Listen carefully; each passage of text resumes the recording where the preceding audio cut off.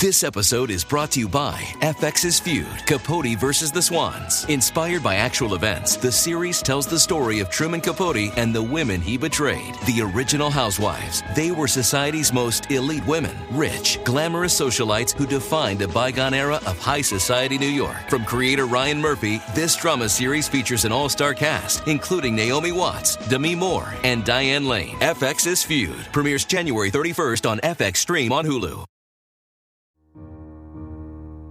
Inspired by the life of the savvy and ambitious Colombian businesswoman Griselda Blanco comes a new Netflix original limited series. Griselda tells the story of a devoted mother who, with her lethal blend of charm and relentless savagery, creates one of the most powerful cartels in history. Witness Sofia Vergara's captivating transformation into the godmother of the underworld. Griselda, now streaming only on Netflix.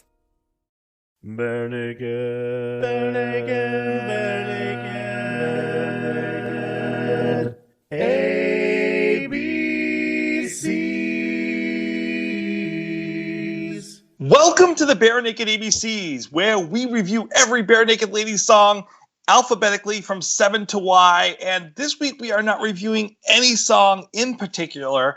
We are joined by a man who is influential to the Bare Naked Ladies. He plays piano, keyboard, guitar, and other instruments, including the harmonica. He continues to make music, including songs with a very sarcastic bite. Doesn't sound anything like Stephen Page at all. He has been professionally releasing albums for over 40 years. He has 15 albums, his newest album being 12 Songs, which came out in 2017. And if he didn't have a close enough 7 Degrees with Kevin Bacon connection to BNL already, he has another one. His sister is a noted television writer who was the executive producer on the show Blossom, who starred Maya Bialik, who was a major character on Big Bang Theory, which had the theme written by Bare Naked Ladies. I count that as 4 degrees. An even closer degree, though, is Stephen Page sang the backup vocals for Dan Friedman's album Song for Grown-Ups in 1998. This man has composed, performed, and produced the soundtrack to a cult horror film, I Bought a Vampire Motorcycle, in which he performs the track She Runs on Blood, Not Gasoline. My baby wears leather and chrome. She calls the highway her home. She's such a lethal machine. She runs on blood instead of gasoline. He is currently opening for Stephen Page across the U.S. on the second half of Stephen's tour. It is my pleasure to introduce Dean Friedman. Dean, thank you for joining us tonight. Pleased to be here. Thanks for having me.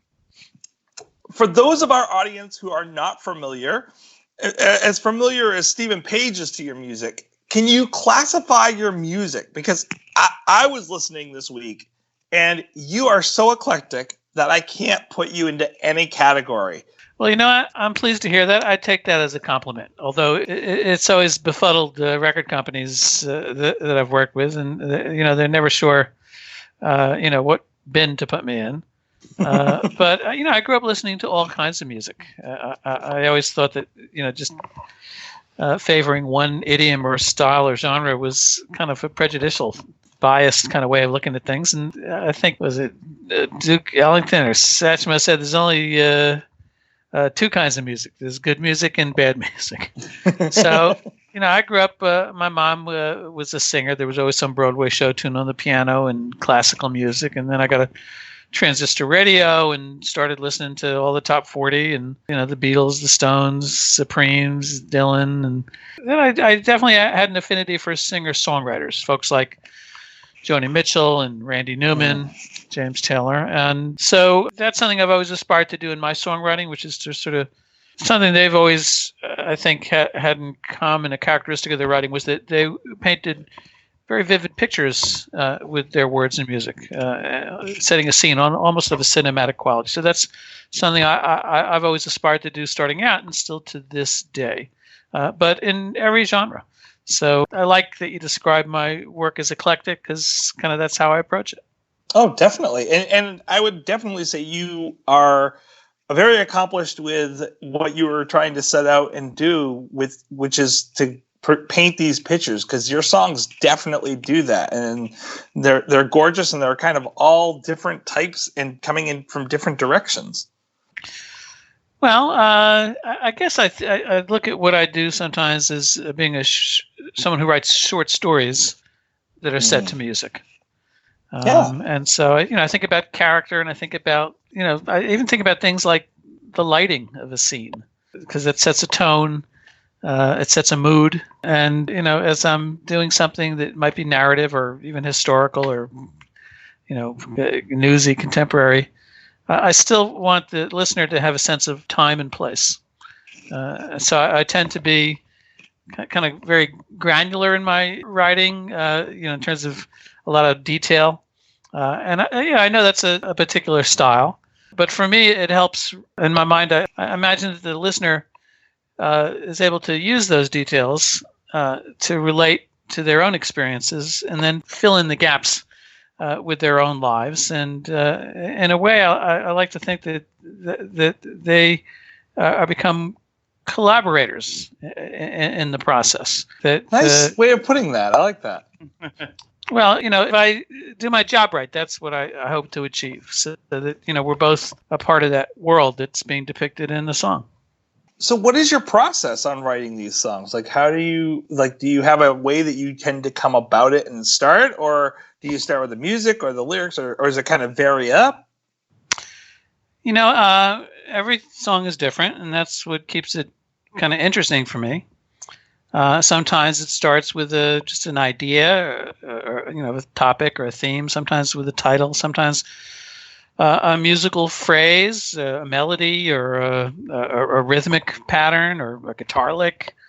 It could be any one of those elements. But once I find sort of a kernel of an idea that I like, to me it's like approaching a crossword puzzle, which is that you have one corner of it and you want to make all the rest of the grid match and work and fit neatly together in a cohesive whole. And so the first part of songwriting, that's where inspiration comes, and that's kind of inexplicable. I don't pretend to know about that. But the second part of songwriting, once the inspiration strikes, is what you do with that inspiration. What do you do with those ideas? How you craft them. And for me, that's a whole series of choices that you make. Am I going to write this on guitar or keyboard or ukulele? Is this going to be in a minor key or a major key? Is this going to be up-tempo or a ballad? What kind of genre is it going to be in? All those decisions determine what you wind up with. And sometimes the song will write itself. Sometimes, you wake up, you pick up an instrument, you sit down, an hour later you got a song. And that's great when that happens. And you just thank your muse and try to make sure you write it down or record it quickly so you don't forget it. But more often than not, at least these days, where I have less free time to just sit around, I find that I have to write a song on purpose, that I have to make conscious decisions about what the song's going to be about, what shape it takes. The thing is, once you know what your song's about, that sort of helps you strategize how to accomplish that goal. And for me, that makes the job a little bit easier. Thank you. And by the way, Jeff, at any point in time, I didn't introduce earlier, but we have Jeff Whitmire joining us tonight to ask questions as well. Yeah, Jeff, don't just sit there. I was just letting you go. Actually, Dean, I got to be honest with you, as a lyricist for most of my life, who hasn't anywhere near as accomplished as you are. This is actually an honor for me to be able to talk. Well, it's nice of you to say, and you are one of my favorite lyricists. Oh, that's very cool. To hear, and it's. See, I feel like that everyone's got a good song in them.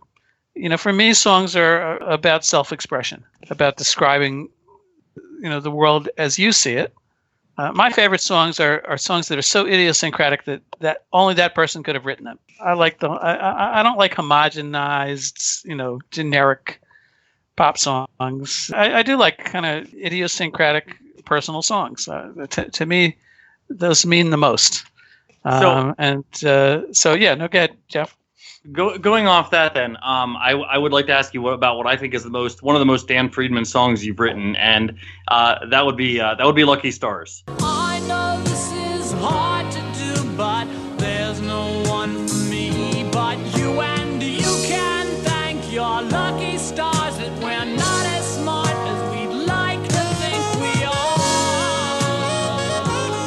which I just absolutely love that song. I know we're going way back here, but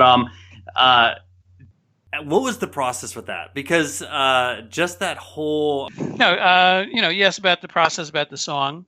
I wrote that song one summer. I was actually driving a taxi cab in New York and listening to a lot of country music on the radio. And this was about, I guess, 77, 78. And at that time, there were not a lot of duets in pop. Right. But there was a long tradition of duets in country music. There always has been. And in particular, the subject matter in country music is all about, fights and jealousy and marital strife and, all that juicy content. And so in some ways, when I sat down to write Lucky Stars, I imagined it as sort of my pop version of a heart-twanging country song, a country duet, but, interpreted in sort of a pop idiom. And in some ways, it's kind of a mini musical. So, I just sort of envisioned this sort of very familiar squabble and set it to music. It's very organic. And I mean, I have to say, it's one of my favorite opening lines in music.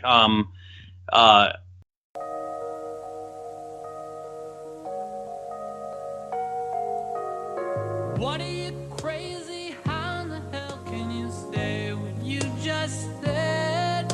You're just captivated, and the fact that you have this just brilliant back and forth, leading to that fantastic line, and you can thank your lucky stars that we're not as smart as we'd like to think we are. It's just the gorgeous flow, and like you said, it's you're taken along on this ride. I mean, you can almost envision the scene because it's a conversation that maybe we've had in some form or another. And it's just, I've heard a lot of songs that kind of try and get that, They Might Be Giants kind of have one that jumps in my head, but that gets that feel of a back and forth conversation, and just what you develop there is absolutely fantastic. Well, thank you. I guess another characteristic of my songwriting style, which I'm aware of, is that I tend to reach for lyrics that are conversational. Right. Because I think it's that conversational, sort of casual, relaxed flow in a lyric that grabs people in a way that they recognize the familiarity of the expression and of the intent and the meaning of that line. So a line like, what are you, crazy? How the hell can you say what you said? I mean, everybody said that at some point or another. And it does encapsulate, at the very beginning of the song, this whole scenario, because there's so much backstory to everyone's experience of that sentiment that, so I've already done 3 verses with that one line. And so it sets up the rest of the song really nicely. Even the chorus, you can thank your lucky stars. You're not as smart, or we're not as smart as you'd like to think we are. It's a little puzzling at first. It was puzzling to me at first, but at the same time that it's puzzling to people, I think everybody sort of gets the sort of unspoken meaning of it, but which is basically, don't overthink it. Sometimes your heart is smarter than your head. Right. And that song is a perfect example, again, of the discussion and so it's a perfect example, again, you're telling this short story, because short stories are infamous in coming in the middle of a discussion or in the middle of a situation, and then filling in the backstory a little bit backwards and then going forward with it. And you do a great job with that in that song. Well, I try. Thank you. It's like you had a camera in all of our bedrooms as we're going to bed. Well, it's funny you say that. This man has heard my conversations with my wife. How's that happen? Well, the power of the internet.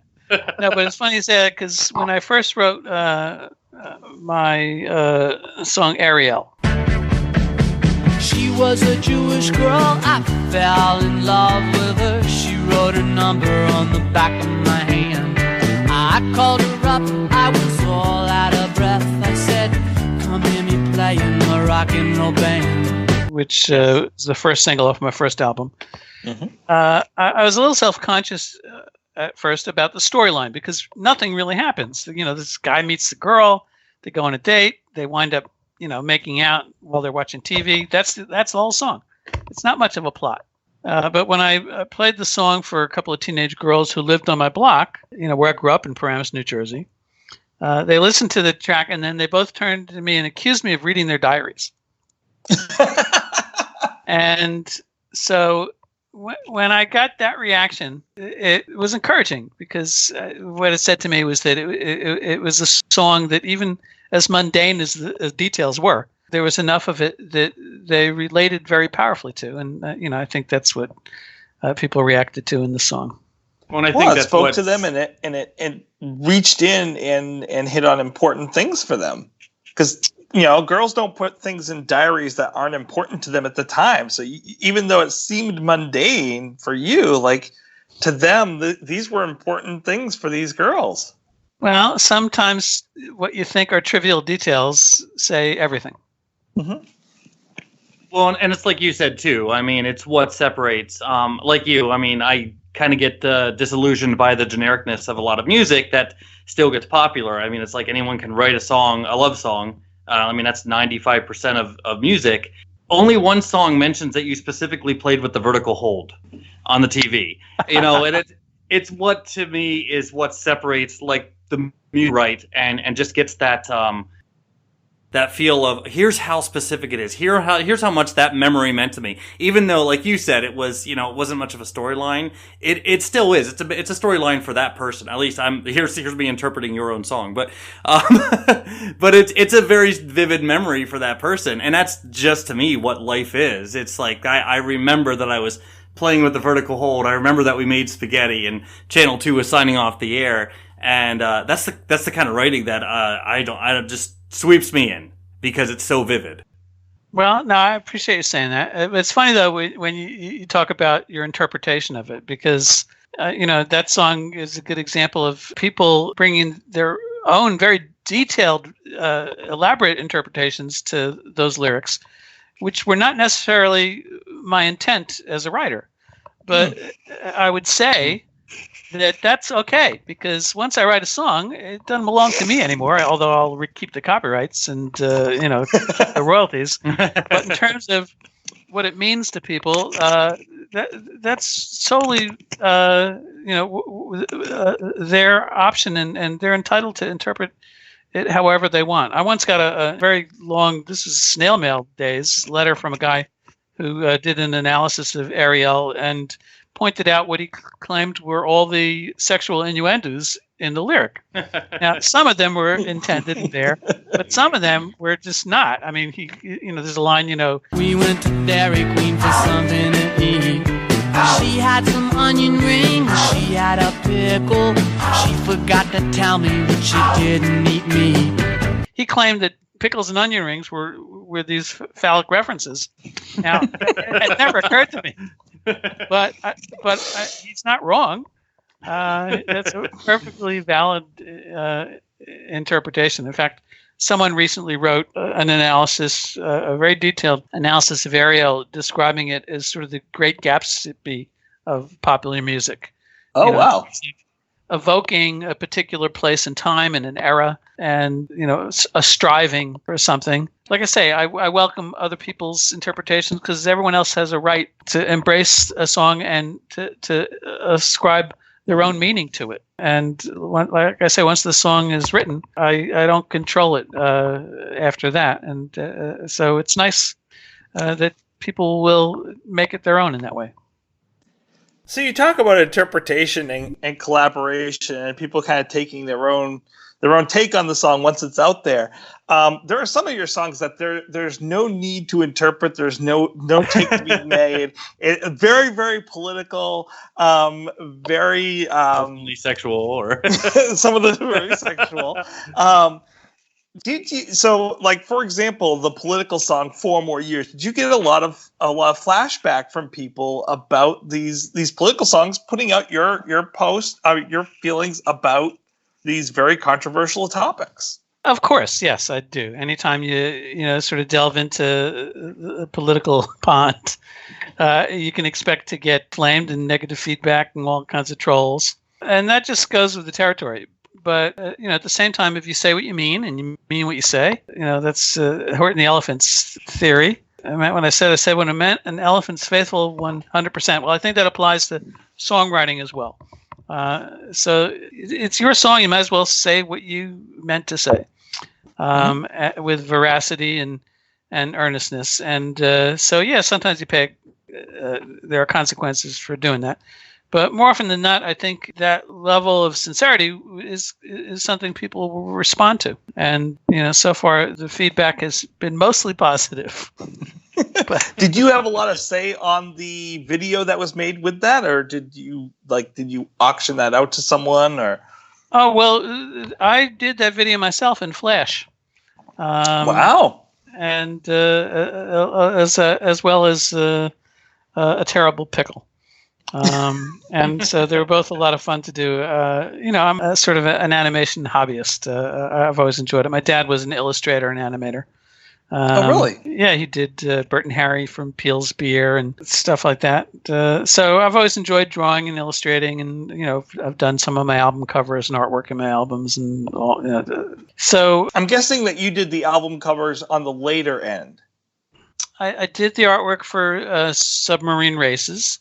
But I designed the album cover for Well Said the Rocking Chair, although the great illustrator Bob Grossman built the clay sculpture that was photographed and became the album cover. But I actually did an illustration which set the layout for what became that 3D clay sculpture, and I was really delighted with the results because Bob Grossman is just a great illustrator and animator, and so it was a pleasure working with him back then. I enjoy a lot of your album covers later on as that goes along. The first couple, I'll be honest, I was kind of worried about you. They had this ability in the 70s of taking a person and making them look really intense on the album cover. Well, I'll explain. You're probably referring to the first album cover. The first two, I think, are the biggest ones. Well, the first album cover, on the back of it, or the inside sleeve, there's a picture of me on a park bench sitting between two older guys, and I'm reading a Howard the Duck comic book. I was a big Howard the Duck fan. Now, that was what I wanted the cover to be, but the record company overruled me. So they put that on the back cover, and they booked a photo session 10 o'clock in the morning somewhere on some radio promo tour. The last place in the world I wanted to be. And they sent me there in this pseudo sort of French bistro cafe with a bottle of wine. And, I never drank wine. Anyway, it was a ridiculous, pretty boy photo. And let me tell you, I got a lot of flack for that. But that's how it goes. So, I enjoy having more of a hand in all the artwork since those early days. And the record company, on record myself, should have gone with the one that you wanted to do. Out of those two options, your option was much better. Oh, yeah, I agree. So you were mentioning songs earlier, and I keep jumping in. Jeff, you can cut me off at any point. I'm just really excited to talk to you. So, what was the first song that you ever wrote? First song I ever wrote, I was 9 years old. It was a song called Summertime. It went, I'd love to take a swim with you in the summertime. Oh, yeah, we'd swim so far in the ocean so blue in the summertime. Now, bear in mind that, I bought my first guitar when I was 9. I with a bag of quarters from a newspaper route. I learned 4 chords and started playing Beatles songs and Monkees songs. And I did what you do starting out. It was I sort of imitated the musicians that I was a fan of, and then started writing my version of I'm a Believer and yeah and all that stuff as a little 9-year-old innocent kid. Well, that's how the Beatles got started. Sure. So, I started off pretty early on and just never stopped. Just kept writing songs. And I got, good positive feedback from folks and, kids in the playground. And any musician will tell you when you get that kind of positive feedback, it's a really strong incentive to keep going. So a lot of the things that you've said tonight have reminded me a lot of the same stuff that Stephen Page said when we interviewed him. A lot of similarities about the collaboration, a lot of stuff about earlier influences for him. And of course, you're an early influence for him.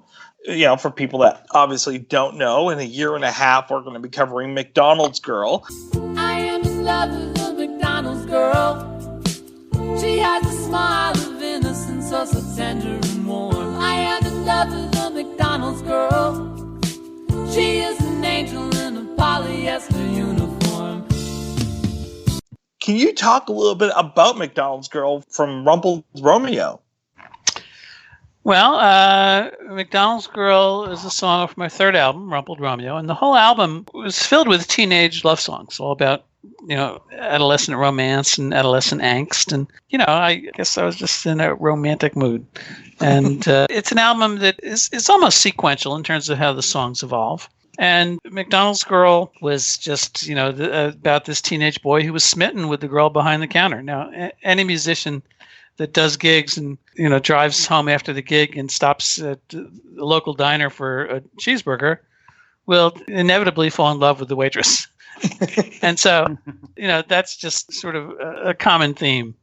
And something like McDonald's Girl evolved out of that common musician experience.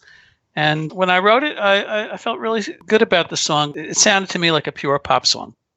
And, you know, we spoke before about different idioms and genres. And, you know, I love country and folk and rock and jazz and every idiom. But there's something about a pure pop song that I always had a strong affinity to. You know, Beatles, Beach Boys, and McDonald's Girl was in that realm.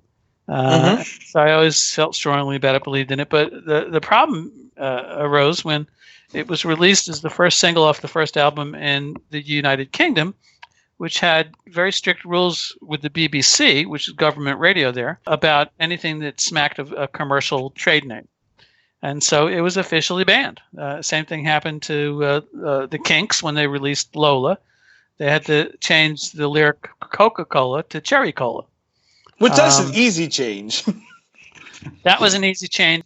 I didn't really have that option in McDonald's Girl because it was so ubiquitous. It was, you know, the major part of the chorus. And I really didn't have any interest in changing it. As a result, it was banned, and it kind of led me to be dropped on my label and kind of put me in the record industry wilderness for a long time. But, you know, the song is sort of like the little engine that could. In spite of all the obstacles, it insisted on being heard. And so a few years later, someone informed me there was an article in Billboard magazine that this, you know, then unknown band out of Canada, well, Bare Naked Ladies did a cover version of it, which was one of their first airplay hits in Toronto on CFNY. And I thought that was cool. Then the next year, a band called The Blenders had a #1 hit with it in Norway. A few years after that, the internet exploded. YouTube came about, and McDonald's Girl went viral. And now there's, you know, hundreds of videos all over the world, people doing their own versions of McDonald's Girl or acting out to, you know, Blenders or Bare Naked Ladies or my version of it. There have been movie covers, you know, like people singing it in movies. And finally, 30 years later, the McDonald's Corporation called me up to license it for a national TV and radio campaign. They finally bought in. They finally did. I said, that's great, but what took you so long? But it was very satisfying because, like I said, you know, despite all its obstacles, it was a pure pop song. I always believed in it, and it insisted on being heard, and it was indeed. What movie? You said that McDonald's Girl, that people have actually sung it in movies. Do you remember which movies they did that in? Well, there's one called, I think it's called Tweak. It's an independent film that came out about 10, 15 years ago. You can find it probably on IMDb. And there's another that just licensed it that hasn't come out yet by the director Keith Bearden. It's called Antarctica. And they just licensed my recording of McDonald's Girl for a scene in the movie. Nice. Very cool. Like I say, it keeps popping up in unexpected ways, and it keeps proving itself to be what I always thought it was. Well, it's a really nice, sweet tale of early romance. Yeah, well, not romance per se, but like this like feeling of interest and of, I don't want to say love, but like of really finding this person that you're intrigued with. Well, like I say, he was smitten. So what are your thoughts on BNL's version, the unreleased track that never actually made it out there? Well, I cracked up when I first heard it. It's, at least for me, I always get a real kick out of other people's interpretations of my songs. And no matter how far out they might be. I was a little surprised the first time I heard them, doing the Beastie Boys lyrics in the middle of it, in the break, but even that made me laugh because, I think that kind of perfectly lends itself to the state of mind of this guy who's got a serious crush on the McDonald's girl. And so, that seemed totally appropriate. Yeah, my only complaint was that they never recorded it on any of their major studio album releases. Thanks, guys. Well, who knows? For whatever reason, the song still did, itself proud. And now I'm about to go on the road to finish the second half of a East Coast U.S. tour with Stephen Page and his trio, and having a great time. It's a great band. Stephen's just a terrific songwriter and performer, and I'm having a great time. It's so, if you could ever cover a Bare Naked Lady song, what would it be? Gee, I love a lot of Stephen's new stuff a lot. In fact, as much as I enjoy his early work, I really think the newer stuff is more mature, has a little more depth, it's really good stuff. But having said that, I think this is true of all writers. Some of the early stuff you write can be sublime, whether you know what you're doing or not. And so a song like Laying in Bed Like Brian Wilson, that's a profound song. Right. Beautiful melody and deep sentiment. So, that's one comes to mind in terms of doing a cover. Nice. So Dean, I'm curious, having got, you said you started in the 70s and, just kind of kept trucking along, doing what you do and getting the notoriety for it. So how did that feel when you found out that you became the subject of a British song, having had a kid at 7 years old? Well, at first I thought my friend who told me about it was joking. I didn't really believe him. It sounded too ridiculous. Until I landed at Heathrow Airport and he handed me a copy of the best-selling EP that had the track on it, The Bastard Son of Dean Friedman. They told me that the man I had always known as Dad hadn't met my mum when I was born, and they reckon that I am, but I hope to God I'm not the bastard son of Dean Friedman. And I got a little bit nervous until I listened to the song, and it's so well written and so funny that I couldn't hold anything against Nigel Blackwell, who's the songwriter and lead singer for Half Man, Half Biscuit. But I did determine even then that one day I would exact my revenge, and indeed I did. When I wrote my rebuttal, my repost to their song, which is called A Baker's Tale. All night, Blackwell bring me down. How could you bear and twist it? Baker's son, born on bun, half a man, half a biscuit. Which is a fantastic song. Thank you. It describes the true story behind the dubious origins of one Nigel Blackwell of Half Man, Half Biscuit. So I think he got as good as he gave, and we've met a couple times. In fact, I even sang that song with them at one of their gigs. They're really good guys, and great band. Nigel's a great songwriter, and so it was a strange, surreal, but very fun experience. Now, maybe you can't say, but I'd love to see if you can. On the current tour that's going to be coming up, you start next week. Is that right? This Friday, November 1st. Yeah. So we'll be releasing this on next Tuesday. So he's already out there. Go out and buy the tickets. But can you tell us, are there any plans for the two of you to cover any songs together during any sets? Well, we haven't so far, but I'm open to it. But having said it, the sets that we both do are pretty tight. I did join them for a one-off when I was just doing a little quick guest spot at the Kate in Connecticut this past year, and that was great fun. Playing with Ken Fox and Craig Northey and Stephen. So it was, it's a great trio. I mean, they're really tight and intuitive musicians. They're not just playing each of them in their own place. They're playing together as a unit, which is real cohesive and, fine musicianship. And it just enhances the songs. No, I'm up for joining them whenever the occasion arises. Can I ask which songs you guys sang together when you did that?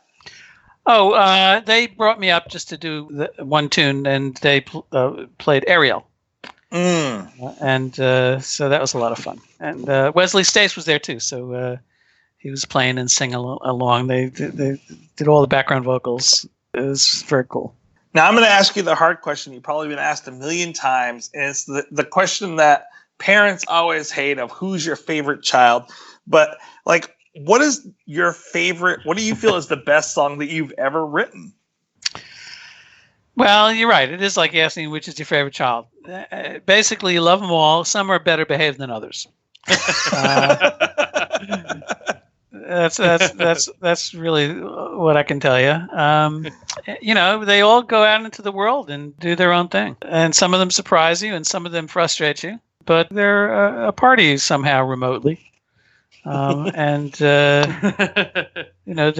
kind of reflect your worldview. So sometimes that's shut down, or people look aghast at it. But you take it all in, you accept it for what it is, the good and the bad.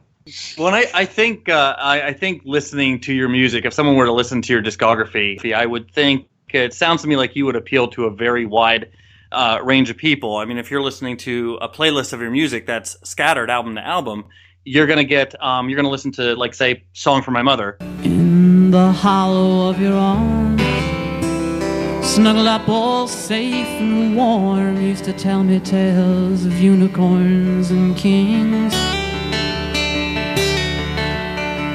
Which is just a very profound and deep and full of imagery. And then maybe the next song you're going to get is Death to the Neighbors. The kids are dirty, snot-nosed brats, they're spoiled through and through. I'm pretty sure they drown our cat. It's just the kind of thing they do. They're evil and obnoxious. They're rotten to the core. The 3-year-old stuck his tongue at me.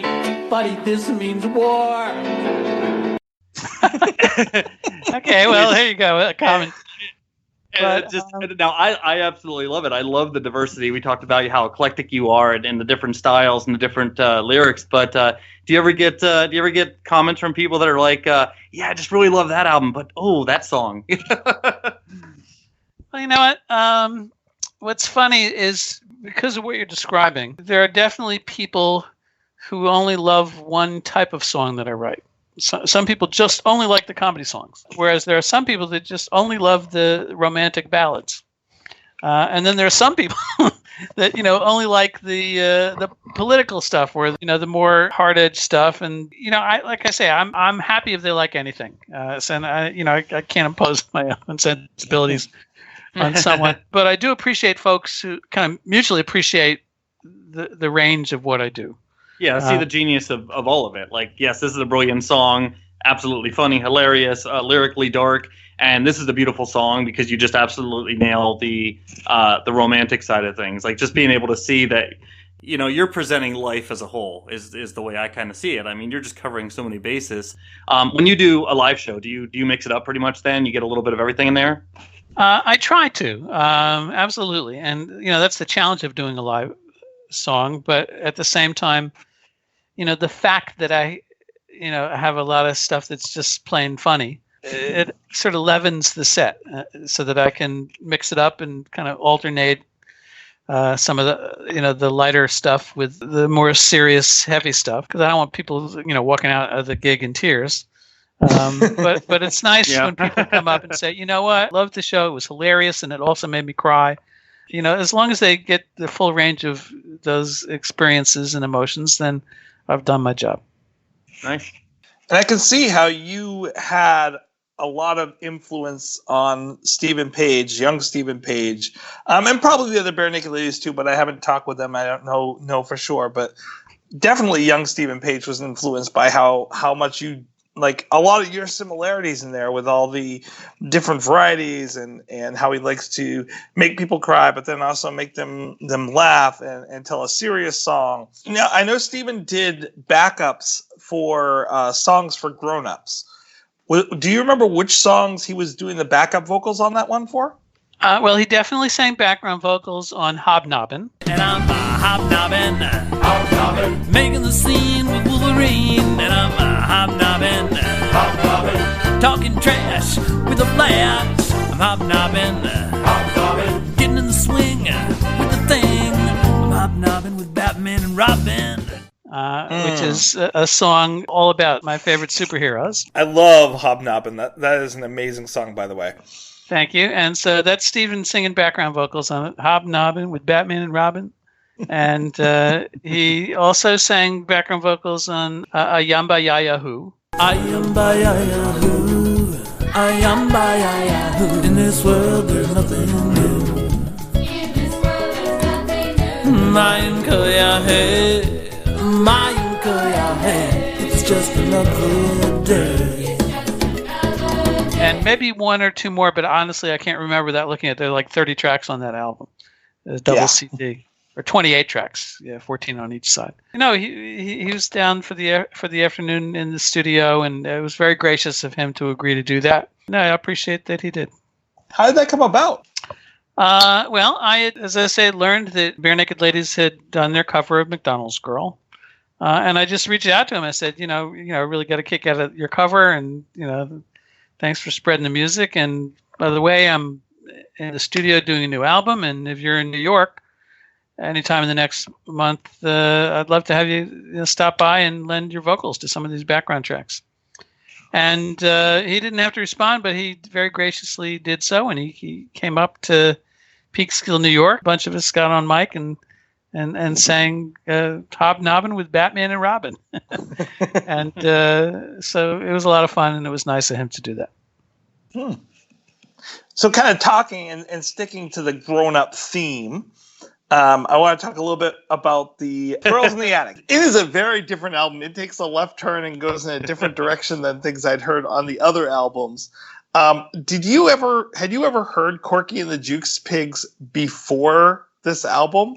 No, I can't say that I have. I think it's funny because like your song, Just the Right Size. Thank God my penis is just the right size.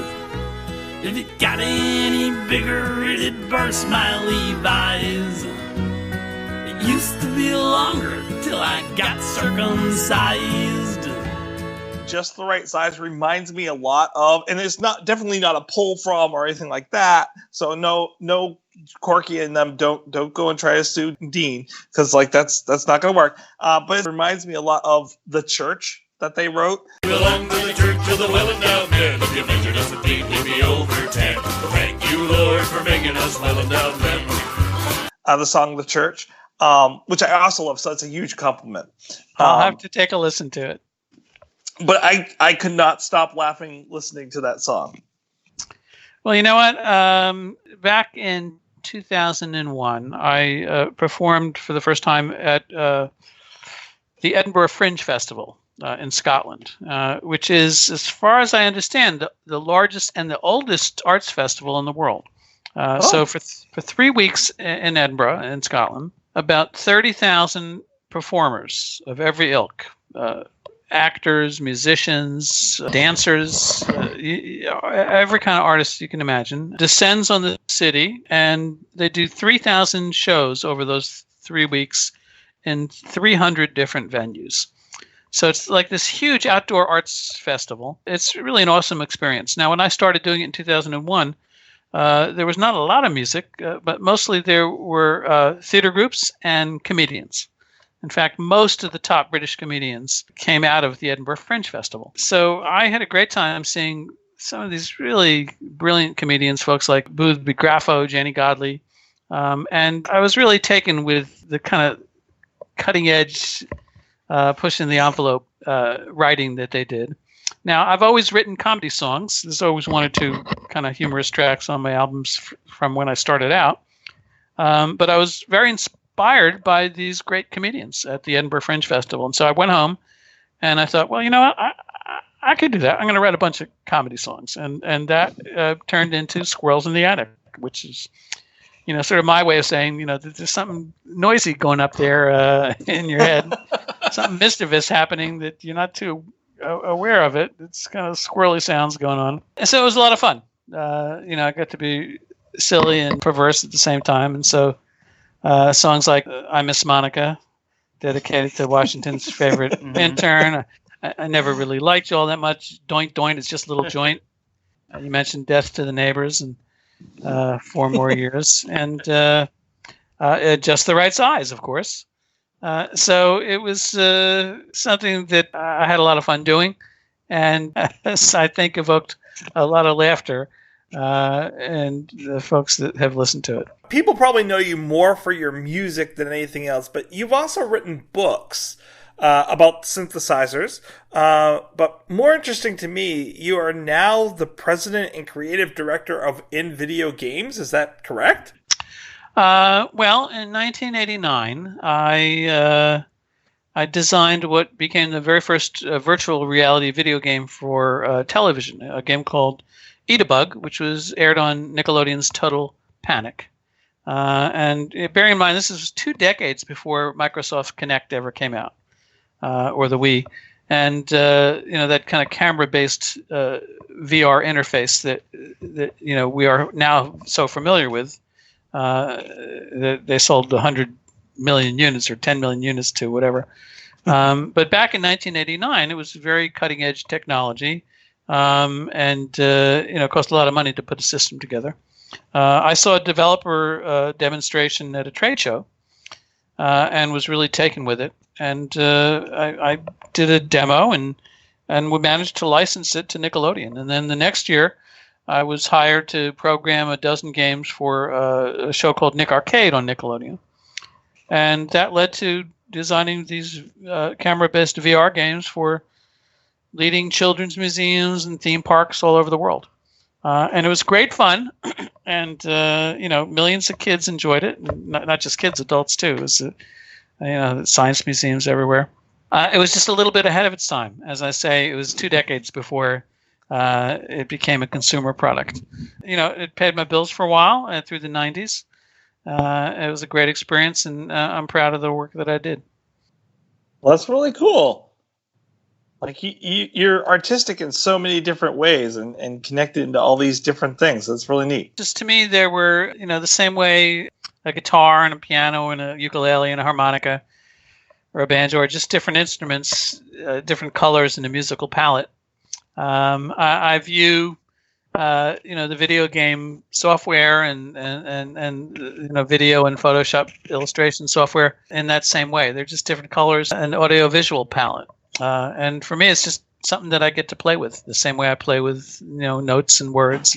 The creative process is not really different at all. It's the same for me. This could be kind of a out of place question, but in just listening through your body of work, do you borrow a lot from, when we talked about how you're very eclectic and how some of the music can be just outlandish and funny and some of it's just serious and profound.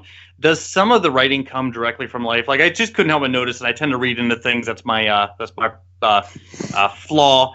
But like Larry, for example, is mentioned in 2 songs, and Hey Larry and Jennifer's Baby. And I just couldn't help draw connections there. Are some of these real life characters or based on real life? Well, I would say almost all of it is based on real life. But I do ascribe to the philosophy that it pays to write about what you know. But then I also use my poetic license to great effect, which is a nice way of saying I get to lie and make things up. So, I'll draw from the world around me in my life and my friends' lives and, even stuff you read in the paper. But then I get to, shape it in ways that works for me in terms of crafting a song. Now, as far as Larry, that's actually a question I get a lot. Actually, there are 3 Larrys. There was Larry Z, Larry F, and another Larry altogether who was mentioned in Jennifer's Baby. So, Hey Larry. I guess in my mind, I was thinking of the first 2 Larrys I referenced. At the end of the day, it's a symbolic Larry. But those experiences, as I say, are drawn from real life, but tweaked just a little bit. And hopefully they are familiar to the listener. Can we expect another album coming out soon? Well, not soon, but I do hope to go back into the studio in 2020. The challenge is to find enough time and resources to be able to concentrate and focus my energies and attention on the writing and the album making process, which, for me, takes, a good 4 months. or more sometimes. And so because I do a certain amount of touring every year, and just setting up those tours, it takes a good part of the rest of the year. I have to very strategically figure out, allocate time to do just that. And also, I'm in the habit of crowdfunding my albums, and that's something I have planning on doing, over the next couple of months. Where you've done that for quite a few albums. Yeah, where did you do your crowdfunding? Well, I actually crowdfunded my first album in 2001, and this was just a few months after Marillion, who are known as the first band to crowdfund their work. Right. At first, I just did it through my own website, and we're talking 2001. This was 6 years before Kickstarter or Indiegogo ever existed. But since they've come about, I've either used my own forums on my own website. I've done some things on Indiegogo. Yeah, I haven't decided yet whether to do it myself or through one of the crowdfunding sites. It's kind of like 6 of one, half and a dozen of the other. Does that provide you freedom from having to worry about the oversight of a recording, like the recording companies and things like that? It does. There's pros and cons, because in the old days, you always had some record company executive looking over your shoulder. What are you doing? What's it going to be? What's it going to sound like? Although when you crowdfund an album, now I picture hundreds of people, thousands looking over my shoulder. Okay, now what's happening? What are you doing now? So it's a different kind of oversight, but one that's a little more collaborative and sympathetic. So I appreciate that I've been able to crowdfund my albums and to launch my touring purely by virtue of that listening audience through my website and mailing list. The reason I asked that question is because I crowdfunded my first album this year, and I'm happy to say I did everything completely wrong in doing that. And it's it can be a scary process. Is there any advice that you could give for someone that's setting out to crowdfund and how to approach that? It is a challenge, and I think the biggest challenge is overcoming the self-consciousness of going around asking folks to give you money to make a piece of art. When I first wrote my crowdfunding letter, I was afraid everyone would write back and say, "Oh, Dean, why don't you get a proper job?"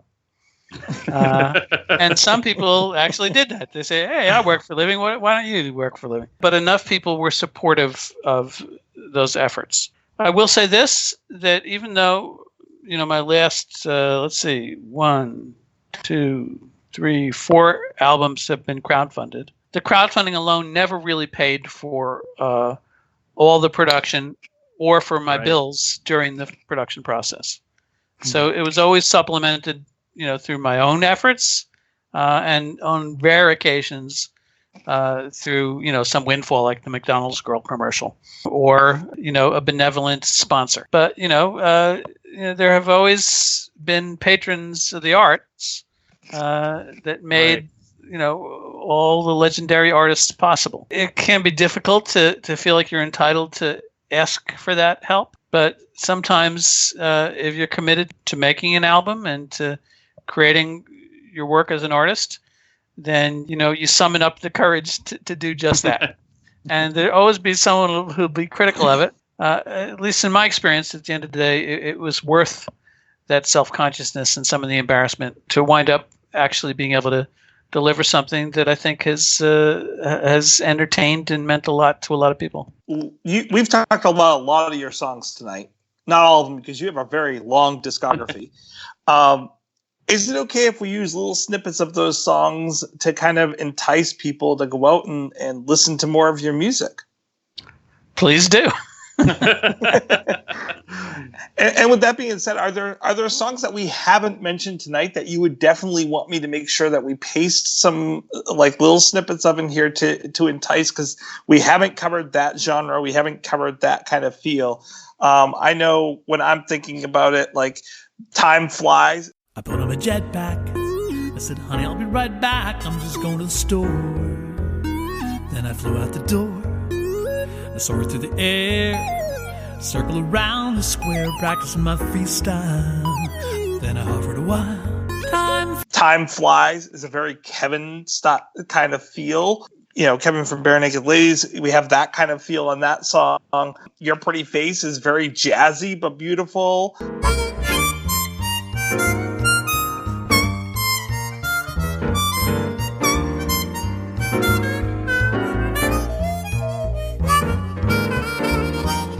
Woman of Mine is an absolutely gorgeous song.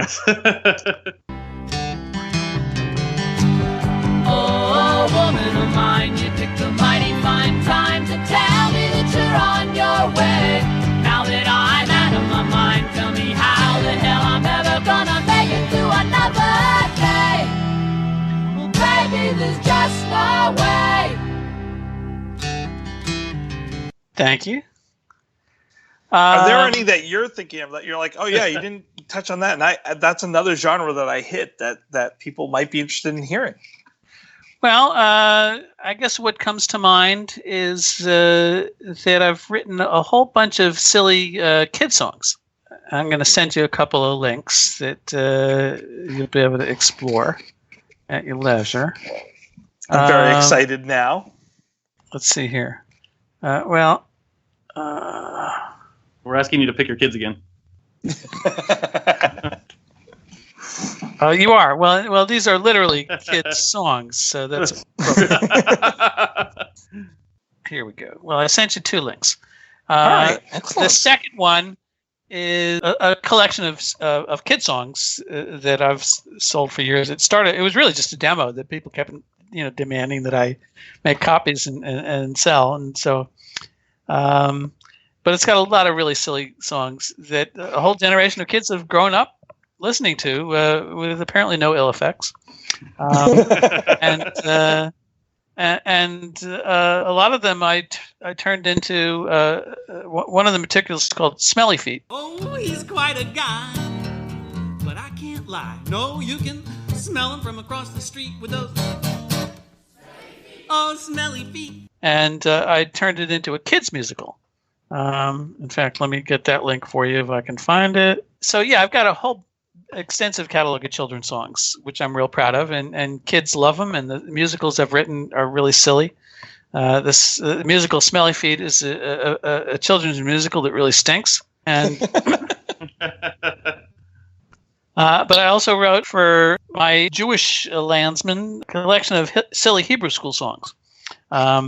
That's titled A Million Matzoh Balls. The title track of that collection is a song called A Million Matzoh Balls, and it tells the almost true story of how my mom got a little over-enthusiastic in the kitchen one day and made 1 million matzoh balls.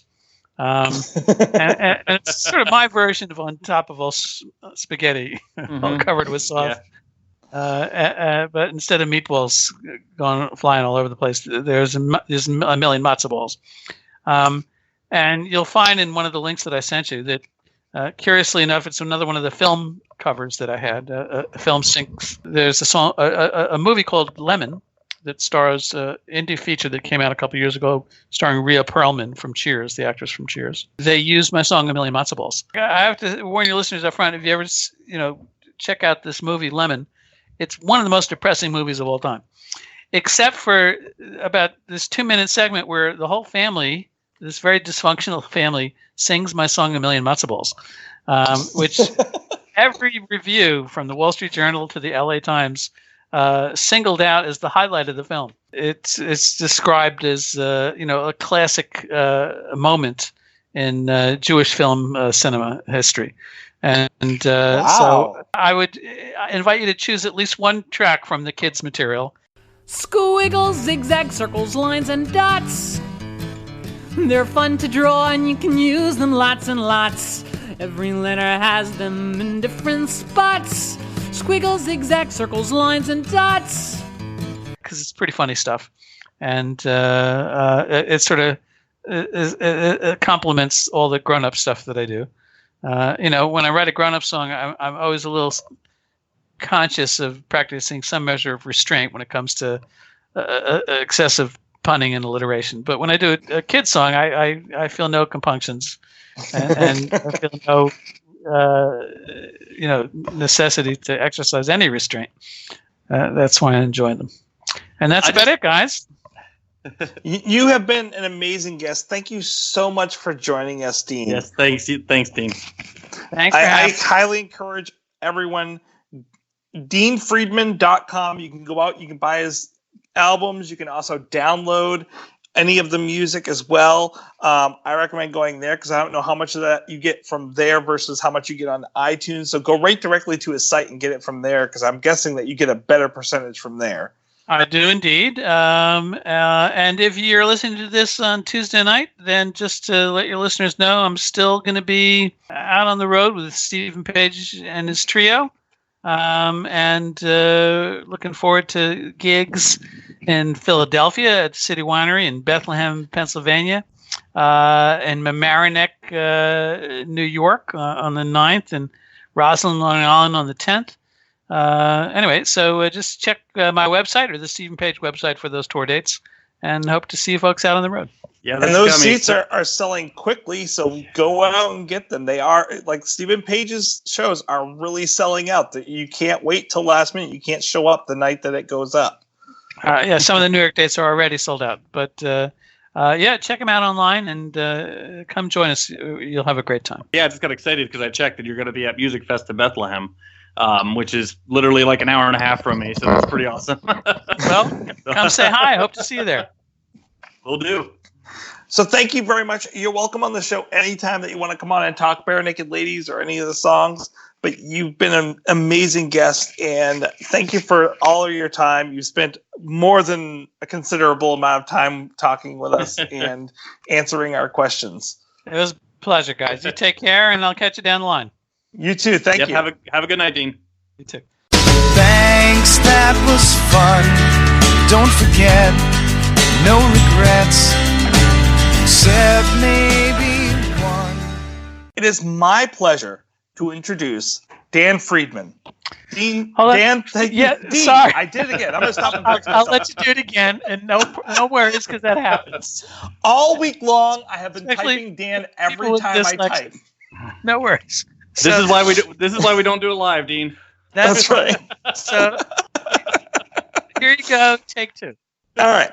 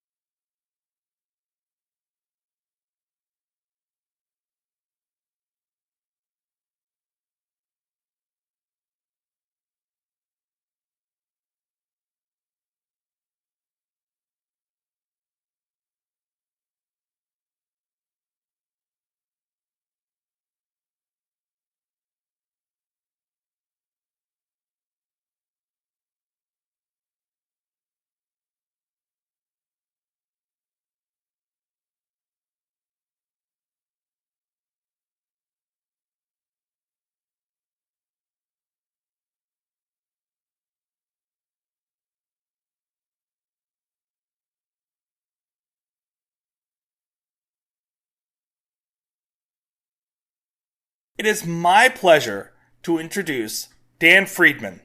Dan, thank you. Dean, I did it again. I'm going to stop and fix myself. All week long, I have been typing Dan every time I type. That's right. All right.